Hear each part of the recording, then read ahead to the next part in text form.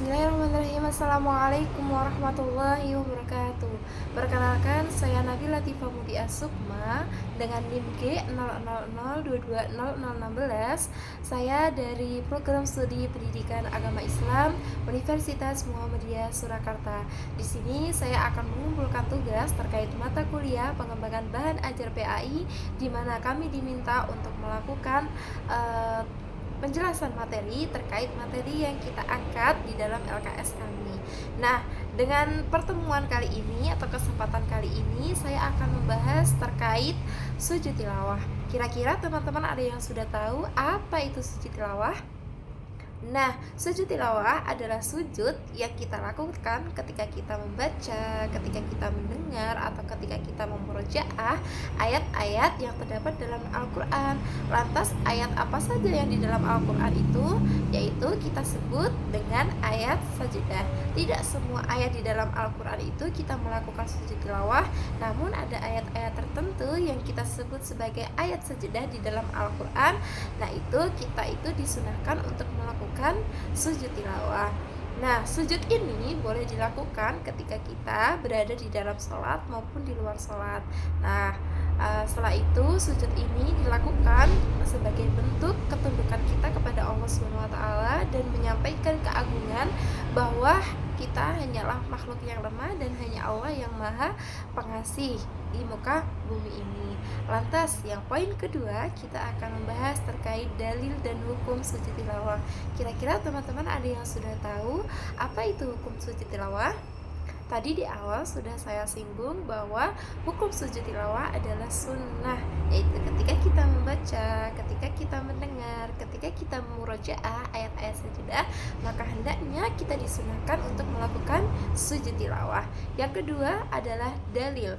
Nah, kira-kira adakah dalil yang menanggapi atau menjadi dasar sujud tilawah sendiri? Tentu ada. Terdapat dalam Al-Quran pun juga ada, di dalam hadis pun juga ada. Contoh di dalam Al-Quran yaitu dalam Quran surat Maryam ayat 58 yang berbunyi, idza tutla alaihim ayatul rahmani kharru sujada wa bukiya. Ya, artinya apabila dibacakan kepada mereka ayat-ayat suci Allah yang Maha Pengasih, maka hendaknya mereka bersujud, mengukur sujud sambil menangis. Nah, di dalam hadis pun juga dijelaskan dalam dari Ibnu Umar radhiyallahu anhu berkata bahwa Nabi Shallallahu Alaihi Wasallam pernah membaca kepada kami surat yang di dalamnya itu terdapat ayat-ayat sajadah. Lalu beliau bersujud dan kemudian kami para sahabat pun ikut bersujud dan kemudian kami pun juga mendapatkan tempat untuk meletakkan dahi. Hadis riwayat Bukhari dan Muslim. Nah, ketika kita melihat dalil-dalil di atas, kita sudah tahu bahwa sujud tilawah ini merupakan sujud sunnah, ya dimana Nabi Shallallahu Alaihi Wasallam pun juga melakukan hal yang sama atau melakukan sujud tilawah. Nah, selanjutnya kita akan membahas terkait sebab-sebab sujud tilawah. Kira-kira kenapa kita diperintahkan untuk melakukan sujud tilawah? Pasti ada sebabnya. Nah, di sini ada 3 sebab yang saya akan bahas. Yang pertama yaitu ketika kita membaca ayat-ayat Al-Quran yang di dalamnya ada ayat-ayat sajadah. Nah, kira-kira teman-teman sudah tahu belum apakah ada ayat sajadah itu ciri-cirinya, atau ciri-cirinya itu apa ayat sajadah?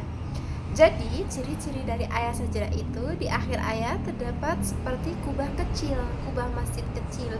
Nah, itu biasanya kita sebut sebagai ayat-ayat sajadah.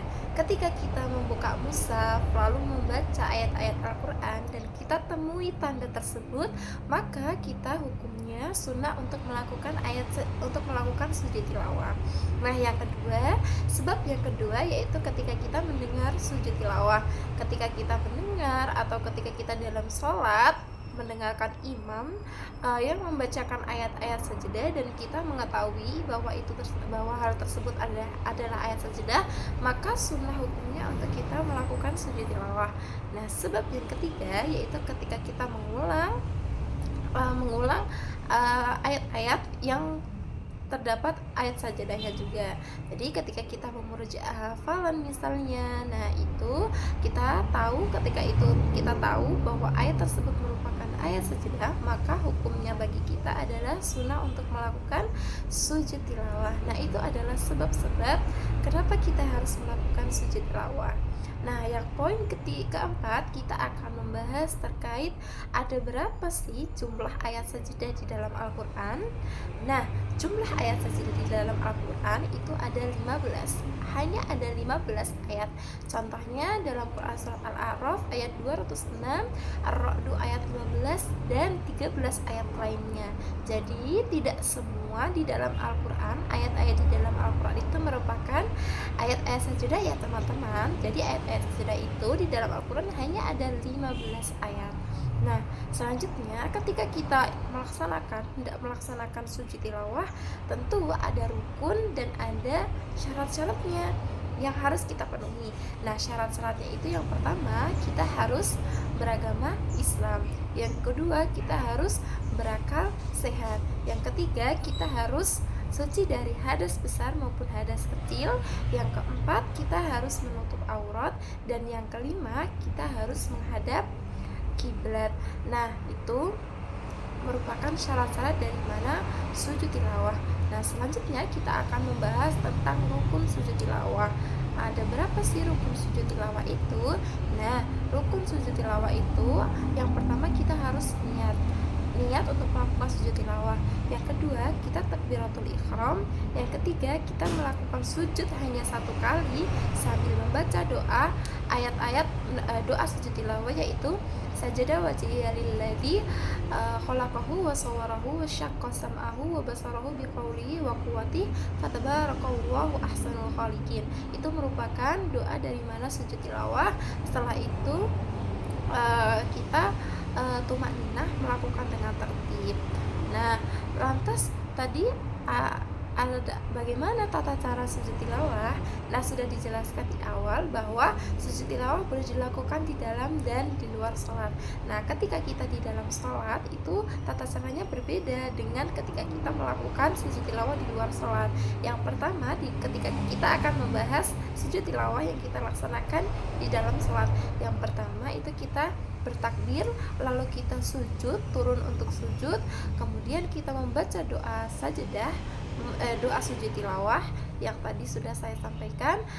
Setelah itu kita bangun kembali untuk sujud, sujudnya hanya satu kali. Nah, sujud tilawah ini tidak ada tasyahud dan tidak ada salam. Kita bangun dari sujud sambil bertakbir, kemudian kita melakukan gerakan salat yang lainnya. Itu merupakan tata cara ketika kita melakukan sujud tilawah di dalam salat.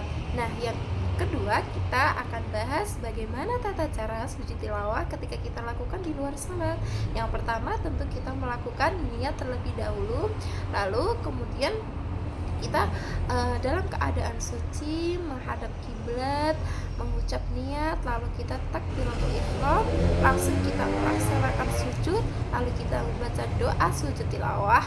Setelah itu kita bangun dari sujud, lalu kita tutup tanpa salam. Nah, tersebut adalah sekilas materi dari saya terkait materi sujud tilawah.